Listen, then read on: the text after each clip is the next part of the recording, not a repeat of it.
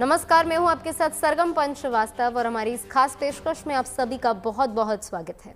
सावन का महीना जो भगवान भोलेनाथ को सबसे ज़्यादा प्रिय है, सबसे ज़्यादा पसंद है, वो समय जब भोलेनाथ अपने भक्तों पर विशेष कृपा बरसाते हैं और उनके दरबार में सच्ची श्रद्धा से पहुंचने वालों की हर मनोकामना वो पूरी कर देते हैं। देखिए, पवित्र सावन महीने का शुभारंभ हो चुका है। ऐसे में हम आपको भारत के आध्यात्मिक धरोहर जाने वाले भगवान शिव के 12 ज्योतिर्लिंगों के दर्शन करवाएंगे, जो केवल देखिए मंदिर नहीं बल्कि सनातन आस्था, इतिहास और अनगिनत पौराणिक कथाओं के जीवंत प्रतीक है। तो चलिए उन दिव्य धामों की यात्रा पर चलते हैं जहां स्वयं महादेव अलग अलग स्वरूपों में विराजमान है।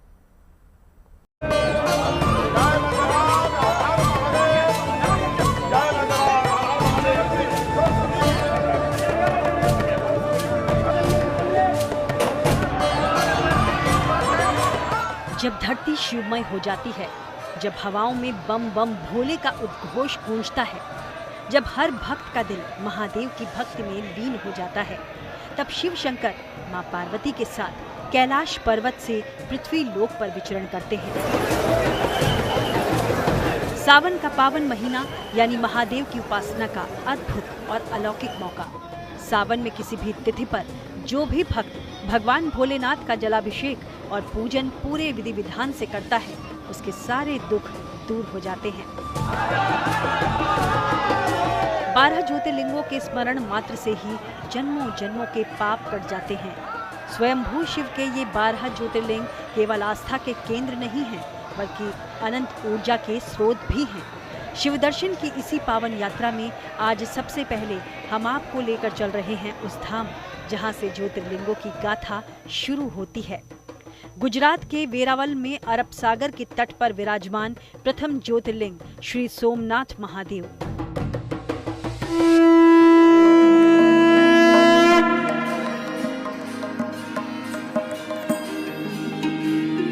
सौराष्ट्रे सोमनाथम च श्रीशैले मल्लिकार्जुनम। 12 ज्योतिर्लिंगों के श्लोक में जिसकी शुरुआत ही सोमनाथ से होती है, वो इस बात का प्रमाण है कि ये स्थान सृष्टि के आरंभिक आध्यात्मिक केंद्रों में से एक है। सोम यानी चंद्रमा और नाथ यानी ईश्वर यानी चंद्रमा के स्वामी। ऋग्वेद से लेकर स्कंद पुराण और श्रीमद् भागवत से लेकर महाभारत तक हिंदू धर्म के ग्रंथों में सोमनाथ मंदिर के महत्व का जिक्र मिलता है। पौराणिक कथाएं कहती हैं कि प्रजापति दक्ष के श्राप से चंद्रदेव का तेज धीमा हो गया और वो गंभीर रोग से पीड़ित हो गए। तब उन्होंने इसी प्रभास क्षेत्र में आकर भगवान शिव की कठोर तपस्या की। चंद्रदेव की भक्ति से प्रसन्न होकर महादेव यहाँ प्रकट हुए और चंद्रदेव को अमृतत्व का वरदान दिया। चंद्रमा के कष्ट को हरने वाले महादेव यहाँ सोमनाथ कहलाए और अनंत काल के लिए ज्योतिर्लिंग के रूप में प्रतिष्ठित हो गए। मान्यता है कि भगवान शिव की कृपा से दक्ष प्रजापति के श्राप से मुक्ति पाने के बाद मंदिर का निर्माण सोम यानी खुद चंद्रदेव ने करवाया था। यूं तो सोमनाथ मंदिर में भक्तों का सैलाब हर रोज उमड़ता है, लेकिन सावन महीने में सोमनाथ का वैभव देखते ही बनता है। ब्रह्म मुहूर्त में होने वाली मंगला आरती से लेकर रात्रि की श्रृंगार आरती तक पूरा परिसर शंखनाद और शिव भजनों से गुंजायमान रहता है। मान्यता है कि सावन में सोमनाथ ज्योतिर्लिंग के दर्शन या मानसिक स्मरण मात्र से ही व्यक्ति को आरोग्य, मानसिक शांति और चंद्र दोष से मुक्ति मिलती है।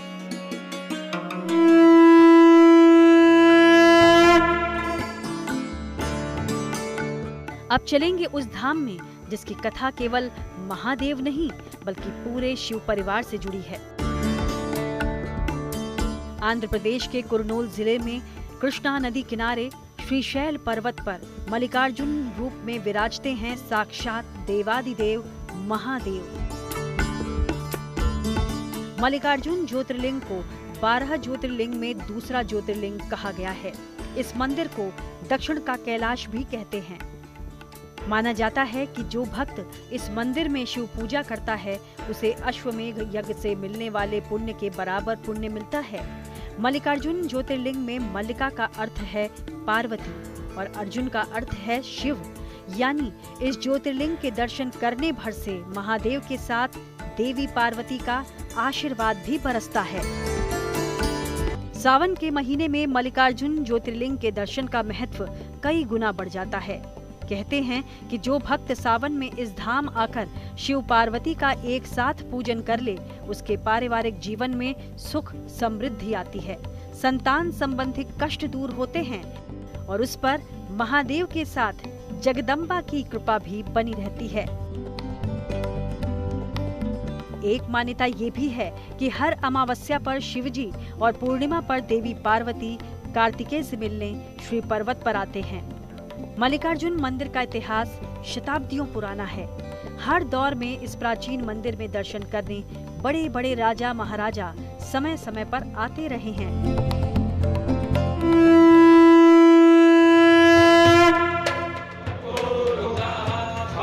सावन में शिव दर्शन की इस पावन यात्रा में अब आपको लेकर चल रहे हैं अवंतिका नगरी, यानी राजाधिराज महाकाल की नगरी उज्जैन। शिप्रा नदी के तट पर बसा महाकालेश्वर ज्योतिर्लिंग दुनिया का इकलौता दक्षिण मुखी ज्योतिर्लिंग है। कहते हैं कि अकाल मृत्यु वो मरे जो काम करे चंडाल का, काल उसका क्या करे जो भक्त हो महाकाल का। पौराणिक काल में अवंतिका यानी उज्जैन में वेद प्रिय नाम के एक ज्ञानी ब्राह्मण अपने पुत्रों के साथ रहते थे। जब दूषण नाम के अत्याचारी राक्षस ने उज्जैनी की प्रजा और शिव भक्तों पर अत्याचार करना शुरू किया, तब भक्तों की पुकार सुनकर ही महादेव धरती फाड़ कर प्रकट हुए। भगवान शिव ने एक ही हुंकार से दूषण राक्षस को भस्म कर डाला।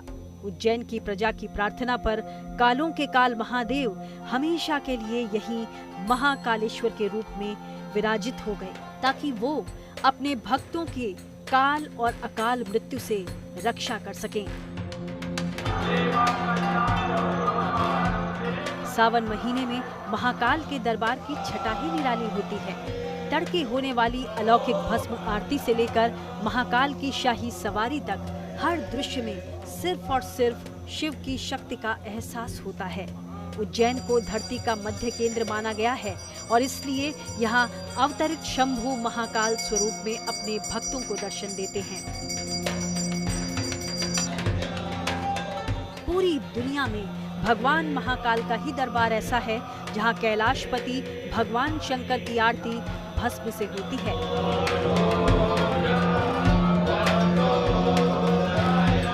शंकर शमशान वासी हैं।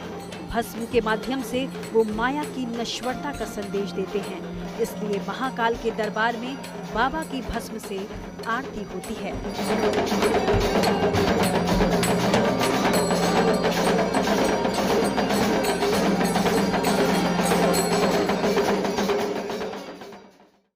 सावन में शिव दर्शन की इस दिव्य यात्रा में अब आगे बढ़ते हैं उन धामों की ओर जहां प्रकृति और अध्यात्म का अद्भुत संगम दिखाई देता है।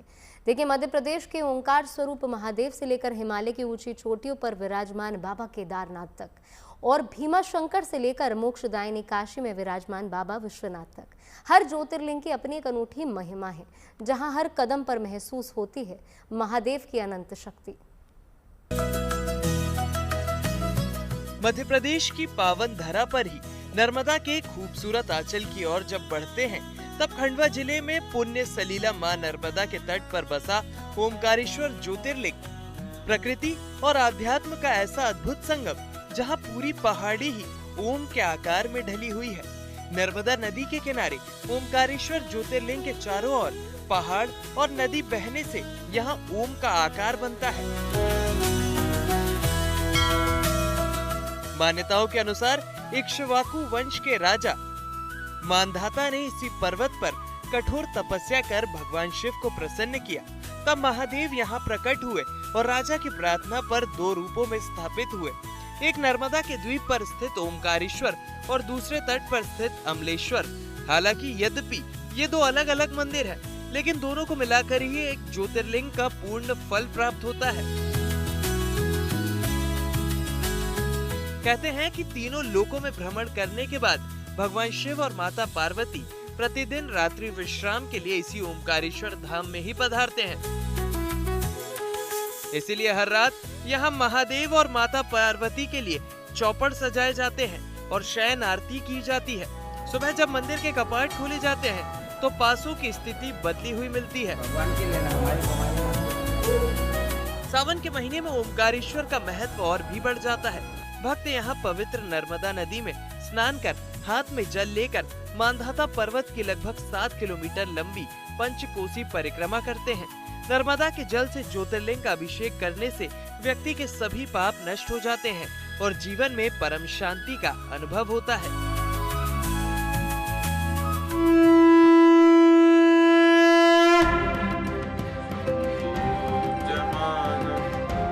हिमालय के केदारखंड में मंदाकिनी नदी के तट पर विराजमान केदारनाथ ज्योतिर्लिंग केवल एक मंदिर नहीं बल्कि हर शिव भक्त की सबसे बड़ी साधना और अंतिम इच्छा है।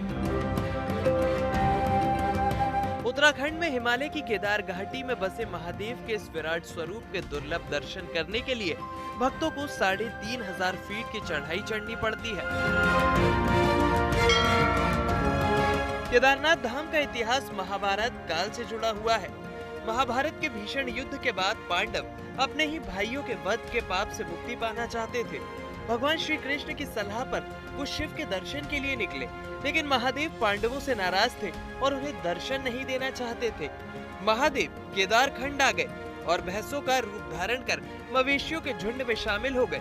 भीम ने शिव को पहचान लिया और उनकी पीठ के कुबड़ को कसकर पकड़ लिया। पांडवों की भक्ति देखकर महादेव प्रसन्न हुए और उन्हें पापों से मुक्त कर यहाँ त्रिकोणीय शिला के रूप में सदा के लिए प्रतिष्ठित हो गए। केदारनाथ ज्योतिर्लिंग को भगवान शिव के 5वें ज्योतिर्लिंग के रूप में पूजा जाता है। भगवान केदार का ही दरबार ऐसा है जहाँ साल के केवल 6 महीने ही देव की पूजा की जाती है, जबकि 6 महीने केदारनाथ के कपाट बंद रहते हैं।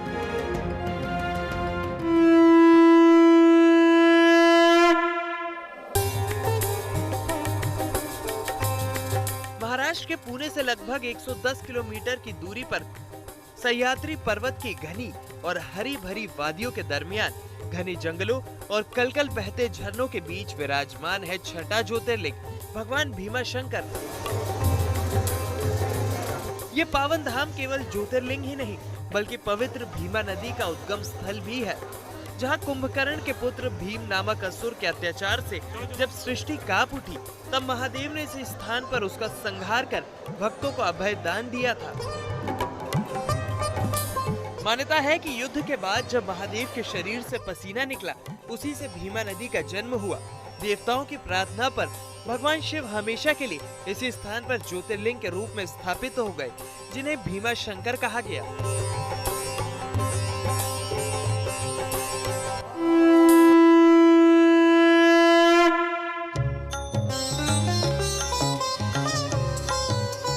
भगवान शिव के त्रिशूल पर टिकी नगरी, इसे सबसे प्राचीन शहर के साथ साथ मोक्ष की नगरी भी कहा जाता है। ऐसी अविनाशी काशी के हृदय में विराजमान है काशी विश्वनाथ ज्योतिर्लिंग।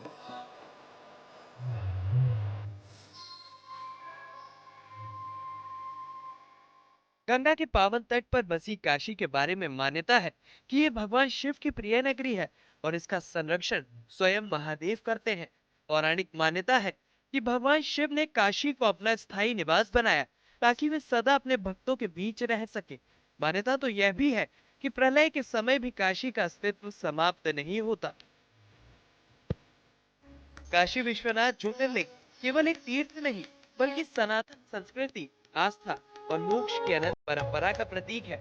इसलिए तो देश ही नहीं बल्कि दुनिया भर से श्रद्धालु बाबा विश्वनाथ धाम में जलाभिषेक करते हैं और सुख, समृद्धि और कल्याण की कामना करते हैं। 12 ज्योतिर्लिंग, 12 दिव्य धाम, लेकिन हर धाम में बसती है एक ही आस्था, महादेव पर अटूट विश्वास की। कहीं सोमनाथ में चंद्रमा के कष्ट हरने वाले शिव हैं, तो कहीं केदारनाथ में पांडवों को पापों से मुक्ति देने वाले भोलेनाथ, कहीं काशी में मोक्ष के दाता विश्वनाथ हैं, तो कहीं रामेश्वरम में मर्यादा पुरुषोत्तम श्री राम के आराध्य हैं शिव। सावन का ये पावन महीना इन सभी ज्योतिर्लिंगों को भक्ति, श्रद्धा और आध्यात्मिक ऊर्जा के महासंगम में तब्दील कर देता है।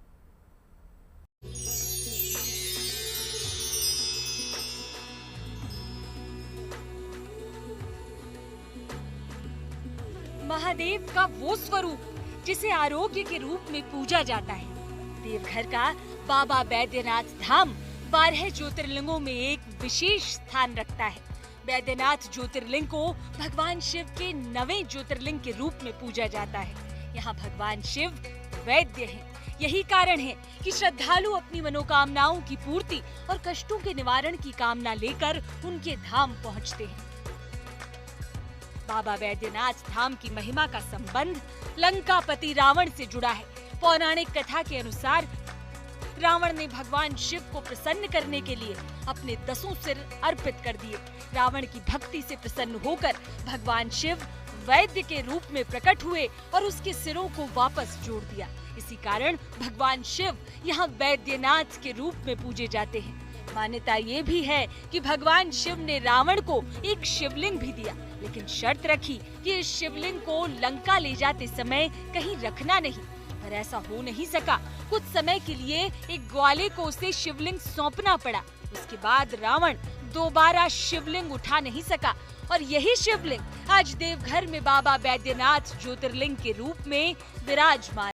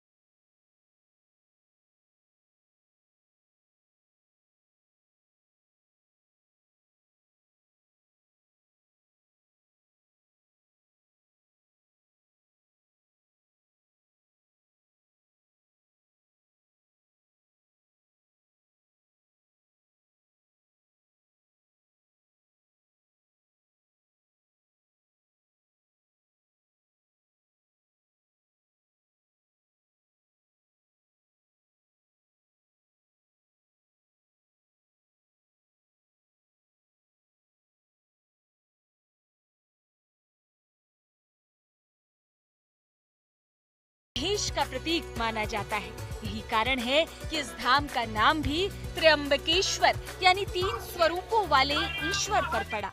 ये मंदिर त्र्यंबकेश्वर मतलब यहाँ पे ब्रह्मा विष्णु महेश्वर ये तीनों मिलके यहाँ पे इस मंदिर में आपको शिवलिंग रूप में मिलेंगे। हर जगह शिवलिंग लिंग ऊपर होती है, बट यहाँ पे अंदर की तरफ तीनों लिंग मिलते हैं और उसी के अंदर से पानी आते रहते हैं, गंगा जल। जितना पावन महादेव का ये धाम है, उतनी ही दिलचस्प है इसकी कहानी। पौराणिक मान्यता के अनुसार महर्षि गौतम अपनी पत्नी अहिल्या के साथ ब्रह्मगिरी पर्वत पर तपस्या करते थे। गौहत्या के पाप से मुक्ति के लिए उन्होंने भगवान शिव की कठोर आराधना की। उनकी तपस्या से प्रसन्न होकर भगवान शिव प्रकट हुए और माँ गंगा को पृथ्वी पर अवतरित होने का आदेश दिया।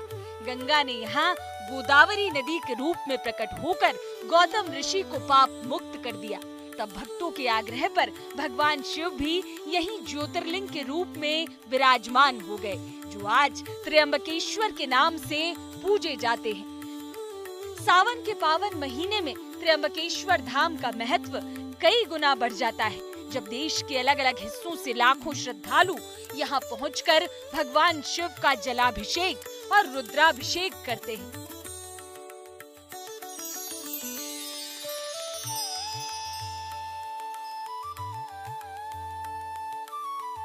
अब दर्शन कीजिए भगवान शिव के ऐसे धाम का, जहां महादेव को नागों के स्वामी और अपने भक्तों के रक्षक के रूप में पूजा जाता है। अरब सागर के तट के पास मौजूद नागेश्वर ज्योतिर्लिंग। ये ज्योतिर्लिंग भगवान शिव के 12 ज्योतिर्लिंगों में से एक है। मान्यता है कि यहाँ भगवान शिव नागों के अधिपति नागेश्वर के रूप में विराजमान है। तो साल के 12 महीने नागेश्वर धाम में श्रद्धालुओं का मेला लगा रहता है, लेकिन सावन के पवित्र महीने में इस अद्भुत ज्योतिर्लिंग का महत्व कई गुना बढ़ जाता है। पौराणिक कथा के अनुसार दारुक नाम का एक शक्तिशाली राक्षस और उसकी पत्नी दारुका अपने वन में अत्याचार करते थे। एक दिन उन्होंने भगवान शिव के परम भक्त सुप्रिय नामक वैश्य को बंदी बना लिया। कारागार में भी भक्त ने ओम नमः शिवाय मंत्र का जाप किया। भक्त की पुकार सुनकर भगवान शिव स्वयं प्रकट हुए, दारूक का अहंकार खत्म किया और अपने भक्तों की रक्षा। तभी से ये धाम नागेश्वर ज्योतिर्लिंग के नाम से पूजा जाता है। देश भर से आने वाले श्रद्धालु भगवान शिव का जलाभिषेक कर सुख, शांति और भय से मुक्ति की कामना करते हैं। मान्यता है कि नागेश्वर ज्योतिर्लिंग के दर्शन से नकारात्मक शक्तियों का प्रभाव दूर होता है और जीवन में साहस, संरक्षण और आध्यात्मिक शक्ति का संचार होता है।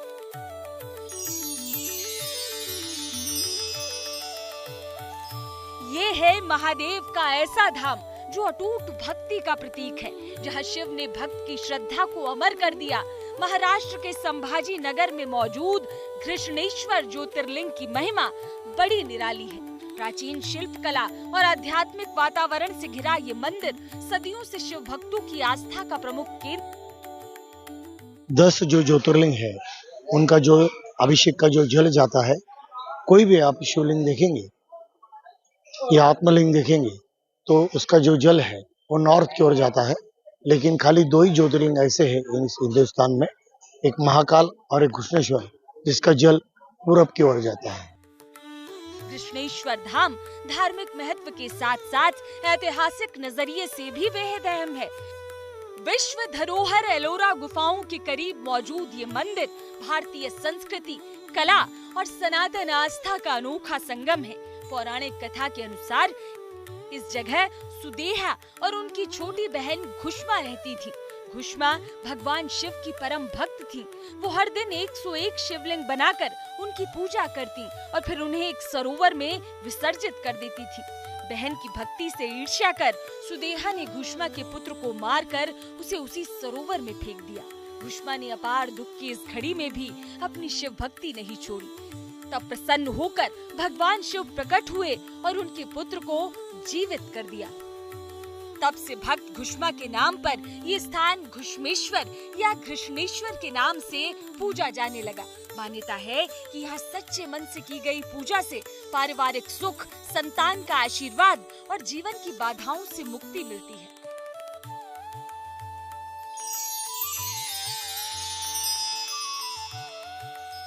हिंद महासागर और बंगाल की खाड़ी के संगम में बसा रामेश्वरम धाम हिंदू धर्म के 4 धामों में भी शामिल है। 12 ज्योतिर्लिंगों में शामिल ये धाम वो पवित्र स्थान है जहां मान्यता है कि भगवान श्री राम ने महादेव की पूजा कर ज्योतिर्लिंग की स्थापना की थी। पौराणिक मान्यता के अनुसार लंका पर चढ़ाई से पहले भगवान श्री राम ने समुद्र तट पर भगवान शिव की आराधना करने का संकल्प लिया। प्रभु राम ने हनुमान जी को कैलाश से शिवलिंग लाने भेजा, लेकिन जब हनुमान जी को देर हुई तो माता सीता ने समुद्र तट की रेत से एक शिवलिंग बनाया और भगवान श्री राम ने उसी शिवलिंग की विधिवत पूजा की। तभी से ये स्थान रामेश्वरम ज्योतिर्लिंग के रूप में पूजा जाता है। सावन के महीने में रामेश्वरम धाम में विशेष रुद्राभिषेक, जलाभिषेक और वैदिक अनुष्ठानों का आयोजन होता है। मान्यता है कि यहाँ दर्शन और पूजा करने से पापों का शमन होता है, जीवन में सुख शांति आती है और मोक्ष की प्राप्ति होती है। कुल मिलाकर 12 ज्योतिर्लिंग, 12 धाम, लेकिन आस्था अनन्य, भगवान शिव में अटूट विश्वास। सावन का पावन महीना इन सभी तीर्थों को भक्ति की उमंग, श्रद्धा की तरंग और सनातन परंपरा के विराट उत्सव में बदल देता है। Bureau report, good news today.